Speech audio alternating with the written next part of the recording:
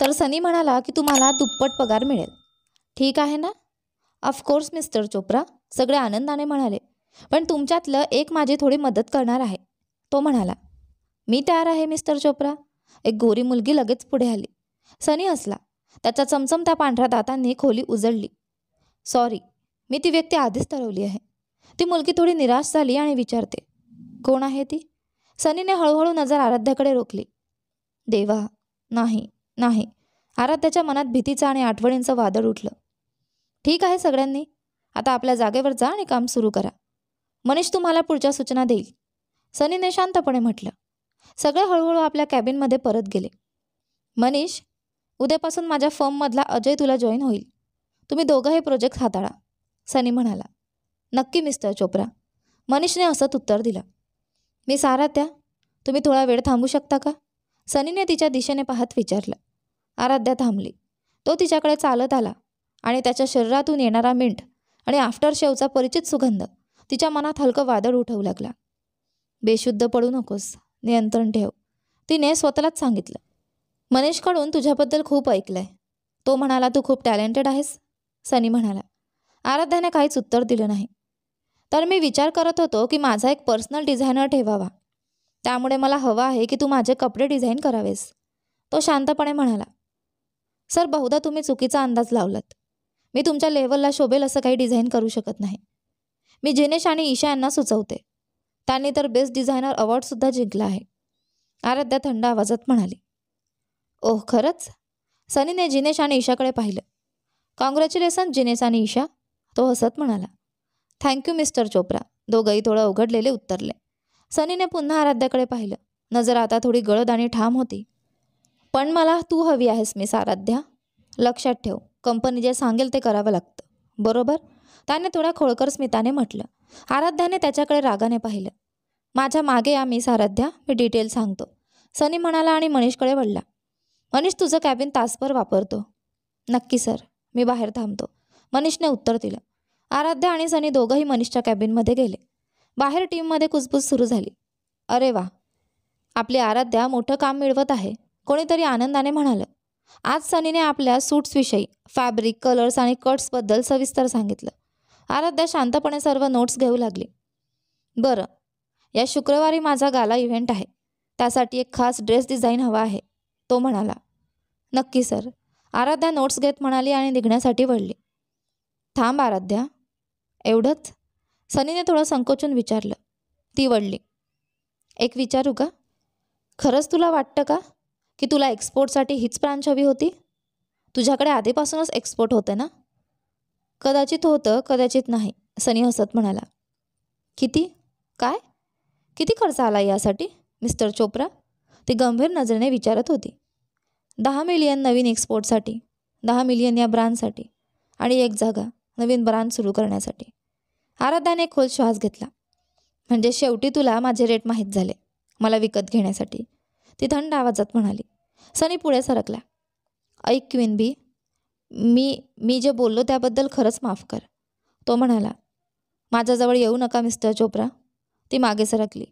मला सनी म्हण, तो मृदू आवाजात म्हणाला. मी नाही म्हणणार. मग मी जवळ येतो, तो एक पाऊल पुढे सरकला. आराध्या आणि सनी दोघेही काही क्षण एकमेकांकडे पाहत उभे राहिले. वातावरणात एक गूढ शांतता होती. आराध्या थोडं हसत म्हणाली. टेक्निकली तू आता मला विकत घेतला आहेस, मी तुझा टॉय आहे, म्हणून जे सांगशील ते मला करावंच लागेल. सांग मग सनी, सनी शांतपणे म्हणाला. क्वीन बी, मला खूप वाईट वाटलं ज्या शब्दांबद्दल जे मी बोललो, मी ते शब्द परत घेतो. आराध्याने त्याच्याकडे पाहत विचारलं. म्हणजे तू ते शब्द परत घेणार? हो, पण त्या शब्दाने ज्या जखमा केल्या त्या पण मिटवशील का? सनी गप्प उभा राहिला. त्याच्या चेहऱ्यावर अपराधाची छाया दिसत होती. अजूनही त्या शब्दांची वेदना मनात ठसठसते आहे मिस्टर संकेत चोप्रा. सॉरी सनी, आराध्या म्हणाली. मला कळत नाही काय बोलावं क्वीन बी, पण तू मला अजून एक संधी देशील का? त्याने हळू आवाजात विचारलं. आराध्याने उपहासाने हसत विचारलं. संधी? कोणती संधी? पुन्हा तेच शब्द बोलण्यासाठी? नाही नाही, म्हणजे सगळं नव्याने सुरू करूया, मित्र म्हणून. मित्र? ती हसली. थेट सांग सनी, तुला माझ्याशी फक्त मैत्री हवी आहे, त्यापलीकडे काही नाही? हो हो, अगदी तसंच, तो डोळे चुकवत म्हणाला. मला माहीत होतं तू भ्याड आहेस सनी, पण मी नाही. आराध्याने एक खोल श्वास घेतला. ऐक सनी, आजवर मी कोणालाच सांगितलं नाही आपल्या दोघांमधलं काय झालं, कारण मला वाटलं लोक तुला चुकीचं समजतील. हो, मला हे सांगायला वाईट वाटतंय, पण मी अजूनही तुला प्रेम करते. माझं मन मला सांगतं तू चुकीचं आहेस, पण हे बावळट हृदय ऐकायलाच तयार नाही. तू ते तोडलंस तरी मी तुला विसरायचा प्रयत्न केला, पण हे मन, हे अजूनही तसंच हट्टी आहे आणि मला त्याचा राग येतो. सनी अवाक झाला. त्याच्या चेहऱ्यावर अपराध आणि आश्चर्याचे मिश्र भाव दिसत होते. आराध्या वळून जायला लागली तेवढ्यात सनी म्हणाला, थांब, आपण मित्र म्हणून तरी प्रयत्न करूया. ती थांबली, मागे वळून पाहत म्हणाली, ठीक आहे, धरूया की आपण मित्र होण्याचा प्रयत्न करू. मी स्पष्ट सांगितलंय, मला मैत्रीपेक्षा जास्त हवंय, पण तुला नकोय. एक दिवस मी तुला पुन्हा प्रेमाची कबुली दिली तर खात्री आहे का की पुन्हा तू तेच शब्द बोलणार नाहीस, किंवा त्याहून वाईट? मी मी तो अळखडला. पाहिलंस ना? उत्तर नाही. मला खात्री आहे तू पुन्हा मला पैशांवर प्रेम करणारी स्त्री म्हणशील. आराध्या, तुझी भाषा सांभाळ. मी इतका स्वस्त नाही, तो रागाने म्हणाला. ती शांतपणे म्हणाली, असं आहे का? पण मग आधी विचार करायला हवा होता तुला. आता समजलं ना दुसऱ्याला स्वस्त म्हणाल्यावर काय वाटतं? दोघंही काही क्षण शांत राहिले. शेवटी आराध्या ठाम आवाजात म्हणाली, ठीक आहे, जे झालं ते झालं. आता आपल्यात काहीच उरलं नाही, फक्त एक प्रोफेशनल रिलेशनशिप. तू माझा बॉस आणि मी तुझे कर्मचारी. बस, मला फक्त माझं हवंय तेच हवं. ती दरवाजाकडे वळली आणि म्हणाली, आता मला बुके पाठवणं थांबव आणि फोन कर नाही. तुझा ड्रेस शुक्रवारी सकाळी तयार असेल. मी डिझाईन करेल, तू फक्त तुला हवं ते निवड. आराध्या उत्तराची वाट न पाहता कॅबिनमधून बाहेर पडली. जशी ती स्वतःच्या कॅबिनमध्ये आली, तिची टीम तिथे आनंदाने उभी होती. ओ माय गॉड, मला अजूनही विश्वास बसत नाही, रायन म्हणाला आणि तिला मिठी मारली. थँक्स रायन, ती हसली. मी खुश आहे, पण थोडीशी जळते, रोसालीने नकली रागाने म्हटलं. सगळं सांग लवकर, आत काय झालं? तो खेळकर आहे का? ईशाने विचारलं. आराध्या हसत म्हणाली, अरे काही नाही झालं आत, फक्त त्याच्या गालासाठी आउटफिटची ऑर्डर दिली आहे, एवढंच. थोडं शांत व्हा सगळे. गाला? सगळ्यांनी एकच सुरात आश्चर्याने विचारलं. तू नक्की ट्रीट द्यायला हवीस गर्ल, रोसालीने हसत म्हटलं. ठीक आहे देईन, आराध्या हसून म्हणाली. अगं तुला काही मदत लागली तर सांग हं, जिनेश म्हणाला. हो, मी त्याचे मोजमाप घेतेच, ईशाने डोळा मारत म्हटलं. ईशा? आराध्या चिडलीच होती तेवढ्यात मनीष आला.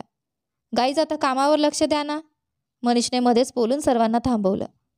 अरे तूच मूड खराब केलास मनीष, सगळे हसत परत आपल्या टेबलांकडे गेले. मनीषने आराध्याजवळ येत हात पुढे केला. कॉंग्रॅच्युलेशन्स आराध्या. ती थोडी गोंधळली. मनीष, हे विक्रीचं प्रकरण कधी झालं? साधारण आठवडाभर आधी, जेव्हा मी तुला बॉन्ड रिन्यू करायला सांगितलं होतं. मला माहीत नाही संकेत चोप्राने हे गुप्त ठेवायला का सांगितलं. आराध्याने हलकेच उत्तर दिलं. मला माहीत आहे का सांगितलंय, तिने मनातच विचार केला. मनीष पुढे म्हणाला, तो तुझ्यात इंटरेस्टेड आहे. आमच्या कंपनीशी तो एका महिन्यापूर्वीच बोलला होता. त्याने तुझ्याबद्दल खूप विचारपूस केली. जेव्हा मी सांगितलं की तू इथेच राहणार आहेस, तेव्हा त्याने लगेच ही ब्रांच विकत घेतली. त्याने सांगितलं होतं की ज्या दिवशी तू बॉन्ड साईन करशील त्या दिवशी मला कॉल करावा. काही आहे का तुमच्यामध्ये? मनीषने संशयाने विचारलं. आराध्याने पटकन उत्तर दिलं. नाही मनीष, काही नाही. आम्ही खूप वर्षांपूर्वी योगायोगाने भेटलो होतो, म्हणून कदाचित त्याने चौकशी केली असेल. Oh okay. मनीषने अविश्वासाने मान हलवली आणि म्हणाला, मी माझ्या कॅबिनमध्ये जातो. तो गेल्यानंतर आराध्या मागे वळली तर जेमी तिथे रागाने उभी होती. जेमी? आराध्या म्हणाली. मनीषप्रमाणे मलाही तुझे खोटे पटत नाही, असं म्हणून जेमी वळली आणि निघून गेली. जेमी? आराध्या तिच्या मागे हाक मारते, पण जेमी न थांबता बाहेर निघून गेली. आराध्या वैतागून म्हणाली, शट, ती अजूनही माझ्यावर प्रेम करते. ती असं कसं करू शकते? सनी इकडे स्वतःशीच विचार करत होता. आराध्याने म्हटलेले शब्द त्याच्या मनात घुमत होते. त्याने तिला कधी रागात पाहिलंच नव्हतं. तो पूर्णपणे हादरला होता. शेट, माझ्या आयुष्याचं पुढचं पाऊल काय आहे हेच समजत नाही, तो स्वतःशीच कुजबुजला. तेवढ्यात अरे मॅन, आवाज आला.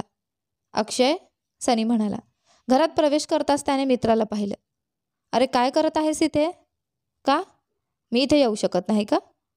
नाही असं नाही रे, तुझं नेहमीच स्वागत आहे, पण आठवड्याच्या मध्येच? आईवडिलांना भेटायला आलं होतं, म्हणून वाटलं तुलाही भेटून जावं. बरेच दिवस झाले भेटून. हो, चल मग ड्रिंकपासून सुरुवात करूया. तू परत पिणं सुरू केलंस का? मी नाही, पण तू कर, मी सोबत देतो. अक्षयने ग्लास घेतला. मग सांग, तुझ्या क्वीन बीला मला कधी भेटवणार? त्याने स्कॉचचा घोट घेत विचारलं. आता थोडं क्लिष्ट झालं आहे. सांग ना मग. सनी काही क्षण शांत राहिला आणि मग सगळं सांगून टाकलं. देवा, सनी तू खरंच गोंधळ घातलास. तू तिला असं कसं बोलू शकतोस? अक्षय रागाने म्हणाला. मला माहीत आहे मी मोठी चूक केली. मी तिच्या जागी असतो तर तुला चांगलंच सुनावलं असतं आणि मागे वळूनही पाहिलं नसतं. बस ना रे, आता सांग ना काय करावं, सगळं नीट कसं करावं? सोपं आहे, ती जे मागते ते दे. पण मी ते करू शकत नाही. दुसरा काही मार्ग सांग. अक्षयने खोल श्वास घेतला. सनी, सगळेच लोक तुझ्यावर प्रेम करतील असं नसतं. काही जण असे असतात की तू त्यांना दुखावलं तरी ते तुला प्रेम करतील. आराध्या तशीच आहे. तिला गमावू नकोस. सांग की तू तिच्यावर प्रेम का करू शकत नाहीस? सनी बराच वेळ शांत राहिला आणि मग हळू आवाजात म्हणाला. मी घाबरलो आहे. अक्षय शांतपणे म्हणाला. कधी कधी तुला तुझ्या भीतीला सामोरं जावंच लागेल.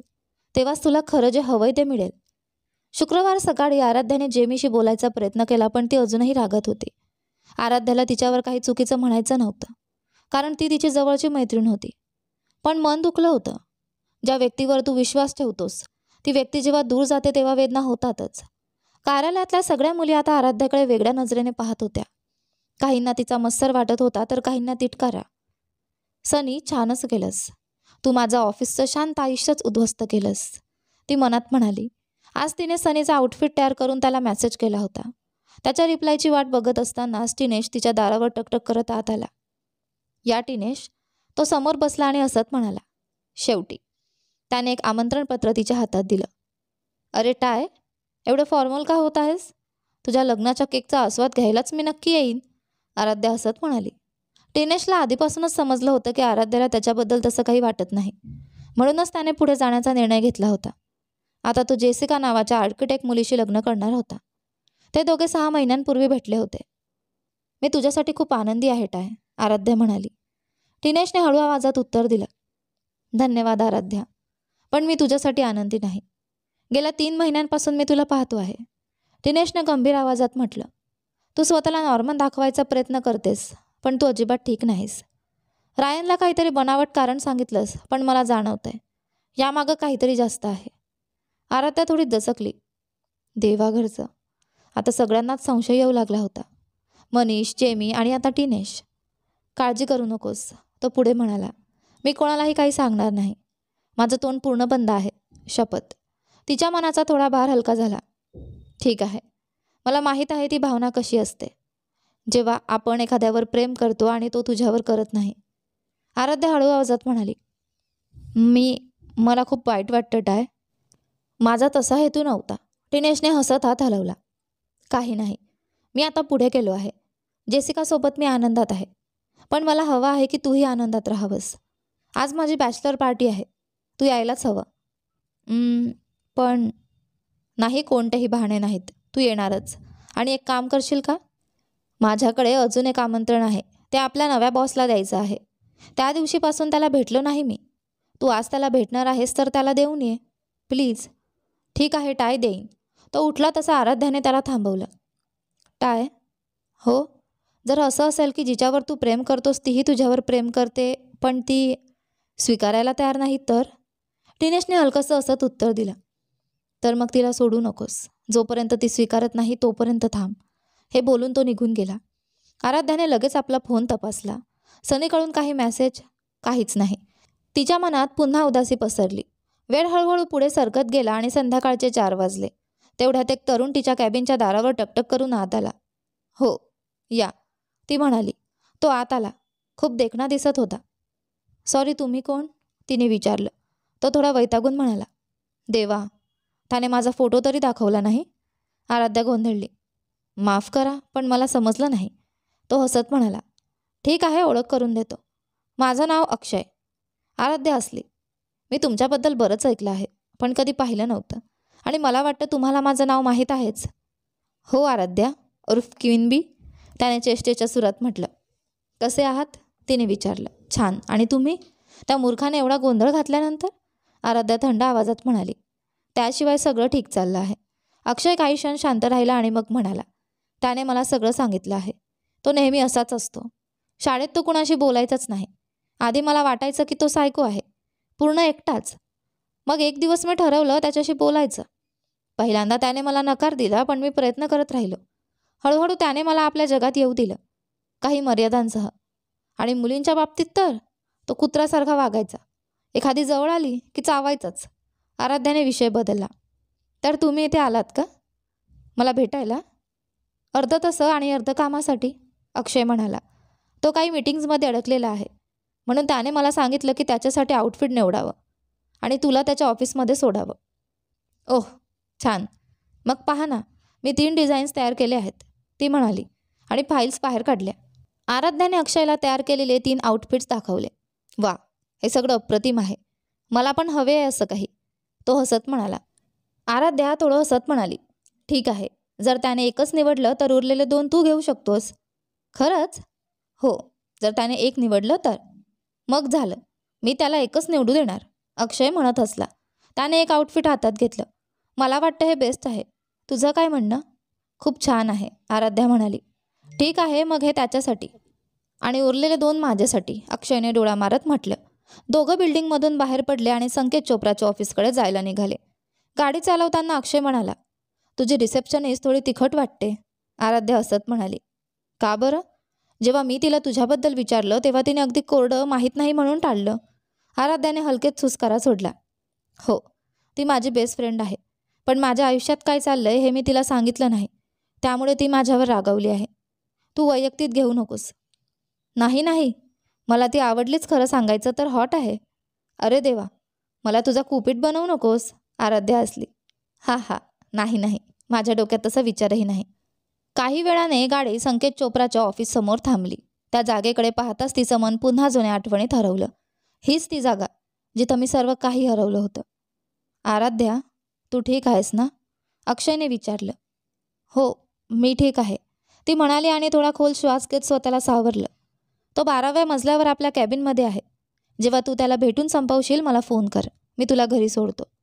त्याची गरज नाही, मी स्वतः जाईन.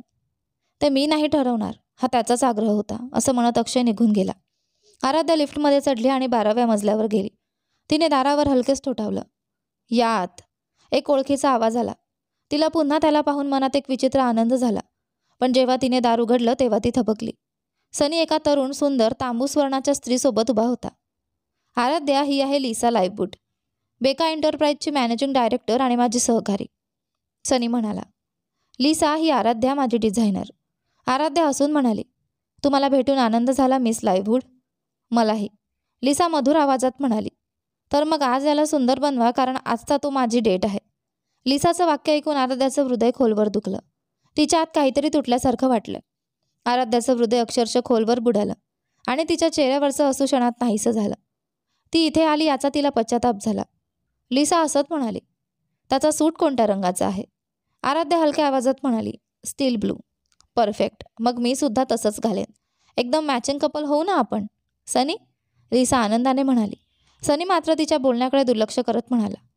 लिसा, मी 10 मिनिटात तयार होतो, तूही तेवढ्याच वेळात तयार हो. ओके मिस्टर रूड, ती म्हणाली. तयार झाल्यावर फोन करते. त्यानंतर ती आराध्याजवळ येऊन कुजबुजली. त्याला सुंदर बनव, आज तो माझी डेट आहे, आणि ती खोलीतून निघून गेली. आराध्याच्या पोटात रागाचा ज्वालामुखी पेटला. ती स्वतःला सावरत म्हणाली. सनी, तुझे कपडे. हो थँक्स, तो म्हणाला. मी बाहेर थांबते, तू बदलून घे, ती म्हणाली आणि वळली. थांब, तू इथेच थांब, माझी बेडरूम आहे इथेच. त्याने भिंतीच्या एका बाजूला असलेलं गुप्त दार उघडलं, जे अगदी भिंतीत मिसळलेलं होतं. इथे बेडरूम? आराध्या आश्चर्याने म्हणाली. हो, कधी कधी मी इथेच झोपतो, कारण घरी गेलो की जुन्या आठवणींनी त्रास होतो, सनी शांतपणे म्हणाला. आराध्या काही बोलली नाही. सनी आत गेला आणि दार लॉक केलं. ती रागाने थरथरत उभी राहिली. असं काय करतो तो? असं माझ्यासमोरच दुसऱ्या बाईसोबत डेटला जातो? तिच्या मनात विचारांचं वादळ उठलं. तो हे सगळं माझ्यापासून दूर राहण्यासाठी करतोय का? तिचं मन आणि हृदय एकमेकांविरुद्ध युद्ध करत होते. तर कसा दिसतोय मी? सनी दार उघडून बाहेर आला. जरी ती रागात होती तरी तिचं मन पूर्णपणे त्याच्याकडे खेचलं गेलं.